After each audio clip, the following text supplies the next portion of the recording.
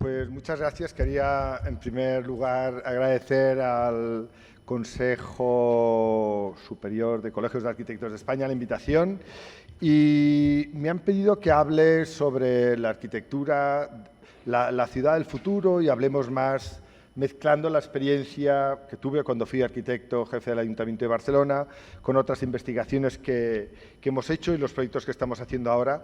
Entonces, yo cuando era estudiante recuerdo que estudiaba en Valencia en los años 80, que en aquella época era la época del posmodernismo.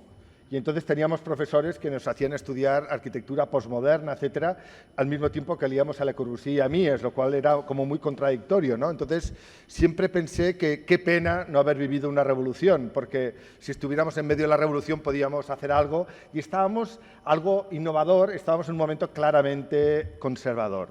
Yo creo que la buena noticia es que hace 30 años no se hablaba del futuro y ahora sí, porque el futuro está aquí, el futuro lo hemos de construir entre todos y realmente, porque si no, nos lo van a construir. Entonces, quería un poco hablar de cuáles son las reglas de esta ciudad del futuro. Lo primero es decir que, claro, se ha pensado mucho sobre el futuro y los arquitectos hemos dibujado sobre ella, ¿no? O en el caso del cine, Le Corbusier, de hecho, se equivocó un poco del futuro, ¿no? Porque en su día propuso destruir el centro de París y conservar Notre Dame y ha pasado justo lo contrario, ¿no?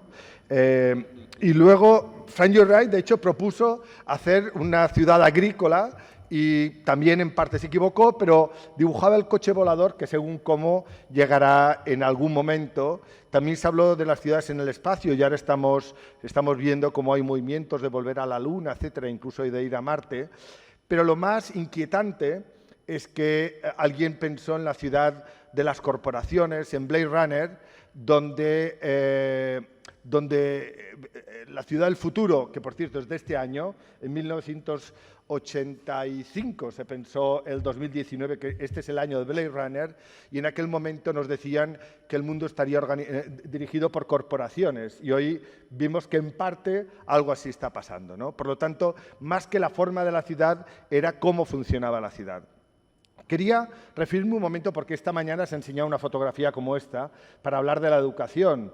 Y respecto a la educación, quería decir, primero, que he sido fundador del Instituto de Arquitectura Avanzada de Cataluña.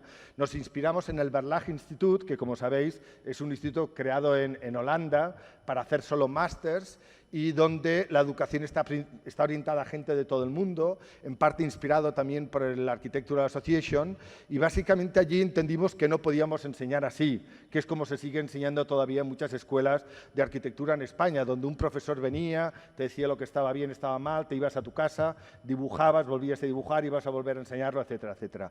Yo estudié así. Han habido otros modelos donde los estudiantes viven juntos y trabajan y aprenden, y en realidad a nosotros nos inspiró también la Bauhaus, que es, volvemos a estar en el centro de la Bauhaus, donde vivían en un laboratorio y donde el objetivo es que los estudiantes no dibujaran lo que querían hacer del futuro, sino que lo construyeran. Por lo tanto, a esto lo llamamos el lab design, o sea, la idea de que estamos viviendo y estudiando en un laboratorio y que nuestro objetivo es construir la ciudad. Esto es lo que hicimos en el IAC. Gracias a esto, en parte, también me invitaron a ser arquitecto jefe de Barcelona. Allí la verdad es que tuve una experiencia fantástica durante 4 años y aprendimos también cómo el futuro se inventó hace 150 años con la revolución industrial y alguien, como un ingeniero que esta mañana hablamos, pues acertó cómo podía ser la ciudad del futuro y qué significaba el urbanismo, ¿no? Inventaron incluso una ciencia. Hoy en día, en realidad, las ciudades tienen que reformarse y, la verdad, tuvimos los proyectos más duros que hicimos en la ciudad, más que construir, fue demoler errores del pasado, como, por ejemplo, hacer una autopista en el centro de lo que tenía que ser la plaza principal de la ciudad, ¿no? Y gracias a eso demolimos la autopista y hemos podido construir, o estamos construyendo un parque gracias a la participación ciudadana. De todas maneras, nuestra apuesta sobre el futuro, la dibujamos también en el año 2010, 2011, era esta idea de que la ciudad hoy lo que hace es consumir productos y generar residuos. La ciudad es una máquina de producir basura. Básicamente importamos energía y la consumimos y las ciudades casi no producen nada. Y en esta visión decíamos que la ciudad, si veíamos cuáles eran las tecnologías posibles, podíamos empezar a producir nuestra propia energía, reciclar los edificios, incluso producir elementos, producir alimentos, conectar la producción de energía con los vehículos, por lo tanto, fusionar la vivienda y la movilidad, y de todo esto crear una nueva capa sobre la ciudad, que es una capa informacional que trabaja sobre las redes. Alguien empezó a llamar esto Smart Cities, lo cual es una palabra lamentable y un concepto tremendo. Pero lo que es cierto es que el mundo digital no es que cambiará el mundo, ya lo está cambiando. Pablo esta mañana nos ha enseñado algunos ejemplos.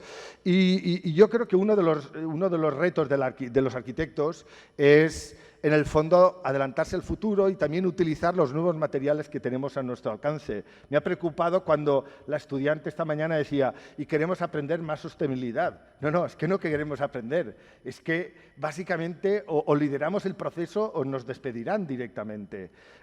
La pregunta es si el arquitecto quiere ser parte de la solución o parte del problema. Porque en el mundo de la revolución que nos viene, que es un mundo que nos definió en los Acuerdos de París, donde hemos de hacer ciudades de cero emisiones, es que hace falta un proyecto, hacen falta diseños. Los políticos hacen lo que se llaman greenwashing, que es que dicen lo malo que es todo el mundo, pero no hacen nada. Entonces, la pregunta es quién va a hacer algo. Y la pregunta es si los arquitectos vamos a ser parte del problema o vamos a ser parte de la solución. Esta mañana, cuando se hablaba de sostenibilidad, es greenwashing, es hablar de cosas que en realidad no estamos dispuestos a hacer nada. Y nosotros sí que estamos dispuestos y queremos realmente cambiar todo esto. Hace unos años tuvimos la suerte y el esfuerzo de construir la primera casa solar hecha en Barcelona, totalmente con madera, con paneles fotovoltaicos flexibles. Empezamos a entender que la madera es un material solar y un material reciclable, ¿no? Tú pones un ladrillo y lo riegas y sigues teniendo un ladrillo. Y pones un árbol y lo riegas y tienes más metros cúbicos de material de construcción. Y por lo tanto, alguien dijo que en el siglo XIX el material moderno era el hierro, en el siglo XX el hormigón y en el siglo XXI será la madera, ¿no?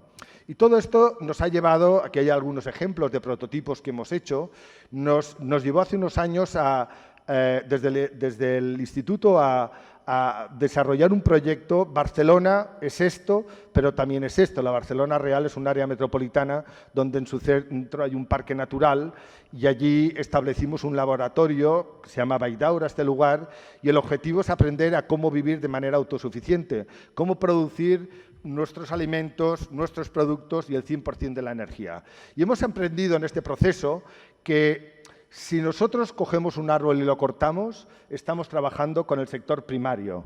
Si de esta madera de este árbol hacemos madera, estamos en el sector secundario. Pero si diseñamos y producimos una silla, estamos en el sector terciario. Tradicionalmente las ciudades, y en esto fueron muy buenos en el siglo XX, Le Corbusier, etcétera, dibujaban. Cuando vemos sus dibujos, vemos que había una idea de ciudad detrás. Los arquitectos hoy no tenemos ninguna idea de ciudad.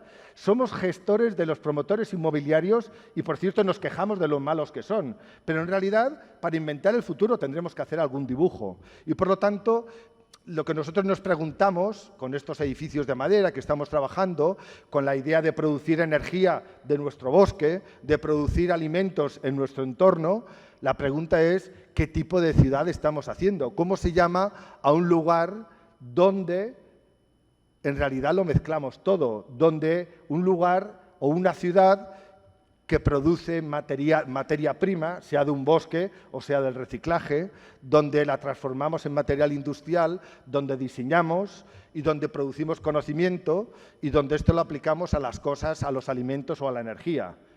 Es decir, ¿cómo se llama una ciudad donde casi lo que hacemos es hacerlo todo? Donde radicalmente nos desconectamos del gas de Argelia o del petróleo que nos viene de los países del Golfo. En muchas ocasiones el petróleo nos viene de dictaduras y además nos dictan qué reglas hemos de seguir para vivir, ¿no? Por lo tanto, la pregunta es ¿cómo se llama una ciudad que produce casi todo aquello que necesita para vivir?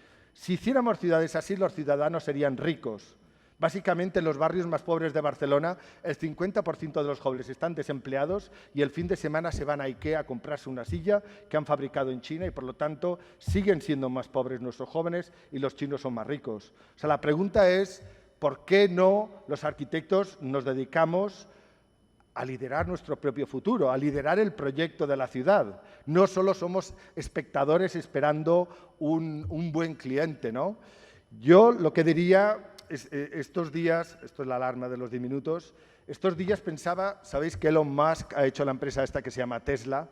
Si Elon Musk fuera un arquitecto y fuera General Motors y le dijera, quiero diseñar el coche del futuro, va a ser un coche sin conductor, eléctrico, etcétera. Le diría General Motors, como si fuera un buen promotor, le diría, de momento, diseña los faros y elige el color del coche, ¿no?